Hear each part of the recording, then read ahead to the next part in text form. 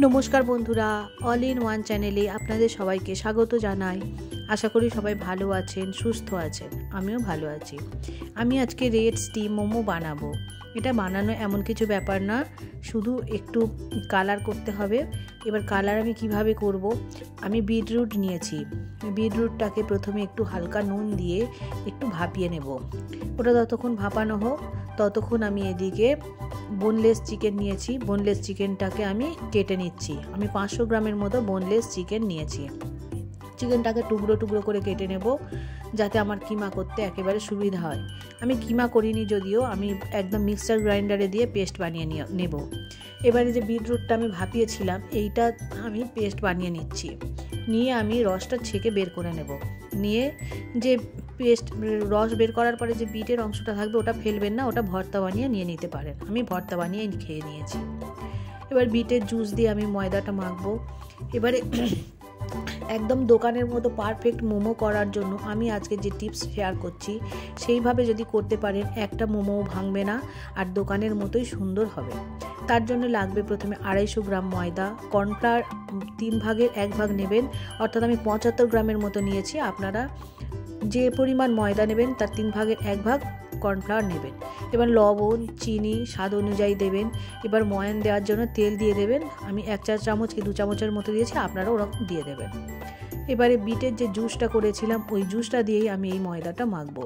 আমি এখানে কোনো রকম ফুড কালার ইউজ করিনি, একেবারে সবজির জুস দিয়েই আমি বানিয়ে নিয়েছি। এগুলো খেলে এগুলো বাচ্চারা তো খুবই পছন্দই করবে, আর দেখতেও সুন্দর হয়েছে। আর এটা কোনো রকম স্বাস্থ্যের পক্ষে ক্ষতিকর হবে না, একেবারে হেলদি হয়েছে।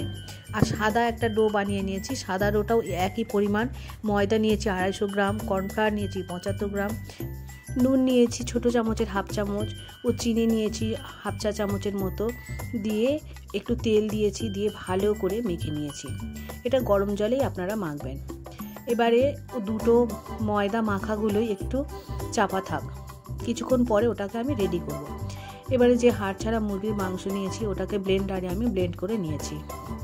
প্রথমে কিছুটা মাংস এমনি করে নিয়েছি, পরে আরও বাকি যে মাংসটা ছিল সেটা আবার কন্টেনারের মধ্যে দিয়ে দিয়েছি। ওতে আদা রসুন বাটা দিয়েছি আমি 2 টেবিল চামচ আদা রসুন বাটা দিয়ে দিয়েছি। ওতে কাঁচা লঙ্কাও আমি একটা অ্যাড করে দিয়েছি, দিয়ে এটাও পেস্ট বানিয়ে নিয়েছি। দেখুন পেস্টটা আমি নামিয়ে নিয়েছি। এবারে দুটো মাঝারি সাইজের পেঁয়াজ আমি দিয়েছি। পেঁয়াজ দুটো প্রথমে রাফলিভাবে চপ করে নেব।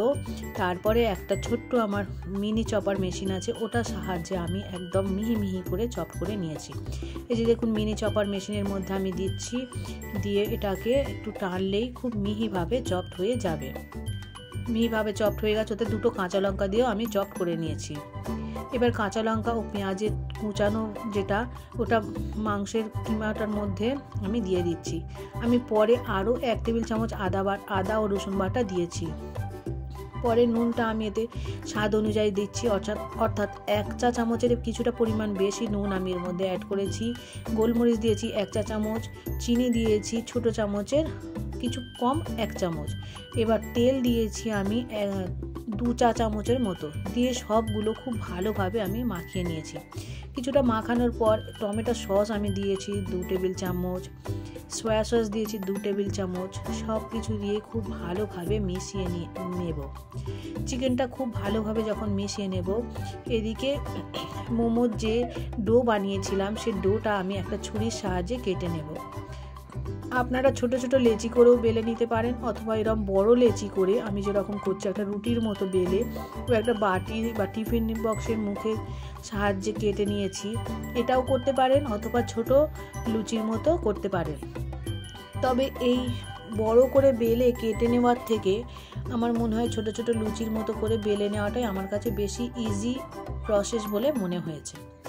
এটা কেটে আবার বেলো, এটা আমার ঠিক অতটা মনে হয়নি। আমার সহজ মানে ঠিক অতটা সুবিধা মনে হয়নি আমার। ছোট ছোট টুকরো করে কেটে নেওয়াটাই বেশি সুবিধা লেগেছে। আপনাদের যেটা সুবিধা মনে হবে আপনারা সেটাই করবেন। দেখুন পরে এই ছোট ছোট করে আবার লেচি আমি কেটে নিয়েছি। কেটে নিয়ে ছোট ছোট লুচির মতো আমি বেলবো। এবার এর মধ্যে পুর দিয়ে আমি ভরে দেব। কিভাবে সহজভাবে মোমো মুড়বেন সেটাও আমি আজকে দেখিয়ে দেব। দেখুন আমি এই প্রথমে লুচির মতো একটা নিয়েছি, নিয়ে এতে চিকেনের পুরটা আমি দিয়েছি, দিয়ে দুটো মুখ একসাথে চেপে দিচ্ছি, খুব ভালোভাবে চেপে দিচ্ছি, দিয়ে দুটো কোনা ধরে একদিকে চেপে দিচ্ছি। দিলেই দেখুন একটা মোমো সুন্দর শেপ হয়ে গেল। দেখুন আবারও একটা আমি দেখিয়ে দিচ্ছি। মাঝখানে কিছুটা পরিমাণ চিকেনের কিমা এভাবে দিয়ে দেবেন, দিয়ে দুটো পাশ ভালো করে চেপে মুড়ে দেবেন, দিয়ে দুটো কোনা ধরে এক জায়গায় করে দেবেন। দেখুন দুটো কোনা ধরে এক জায়গায় চিপে দেবেন, ব্যাস হয়ে গেল একটা শেপ। খুব সহজ পদ্ধতি আর খুব ঝটপট করা যায়, এইভাবে আপনারা মুড়তে পারেন। আরও একটা পদ্ধতি, এটা সবগুলো ধরে এরকম ছোট্ট ছোট্ট করে কুচি কুচি করে নেবেন, নিয়ে মাঝখানে একটা গোল হয়ে যাবে, গোল হয়ে গেলে মাঝখানে একটু আপনি চেপে দেবেন, ব্যাস দুটো। আর একটা পদ্ধতি দেখাচ্ছি, মাঝখান থেকে একটু চেপে দেবেন, দিয়ে এবার ধারগুলো ধরে একটা একটা করে মুড়তে থাকবেন। যারা আমার মতো, আমি খুব ভালো মোমো মুড়তে পারি না, যারা আমার মতো মনে হয় খুব একটা পারেন না ভালো, তারা এই সহজ পদ্ধতিগুলো অবলম্বন করতে পারেন। এতে মোমো খুব ভালোভাবেই মোড়া যায়, মোটামুটি একটা সুন্দর শেপ আসে, খুব খারাপ দেখতে হয় না আমার মনে হচ্ছে।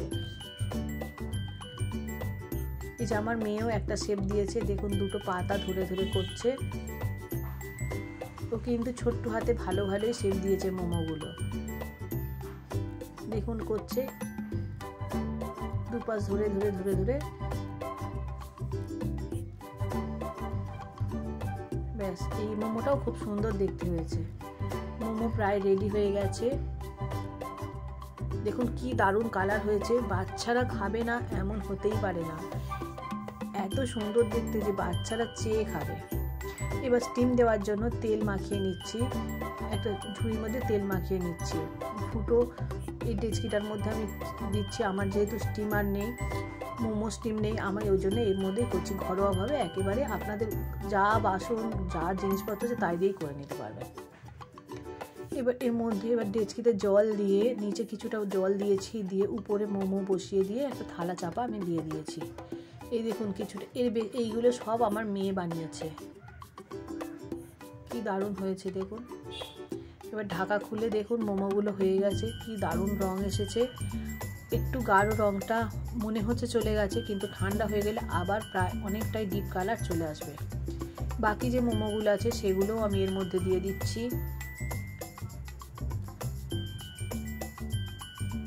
দিয়ে কিছুক্ষণ চাপা দেওয়ার পর ঠিক 8 থেকে 10 মিনিট লো ফ্লেমে চাপা দিয়ে রাখবেন, তাহলে দেখবেন মোমো খুব সুন্দরভাবে হয়ে যাবে। মোমোগুলো দেখুন একেবারে দোকানের মতোই দেখতে হয়েছে।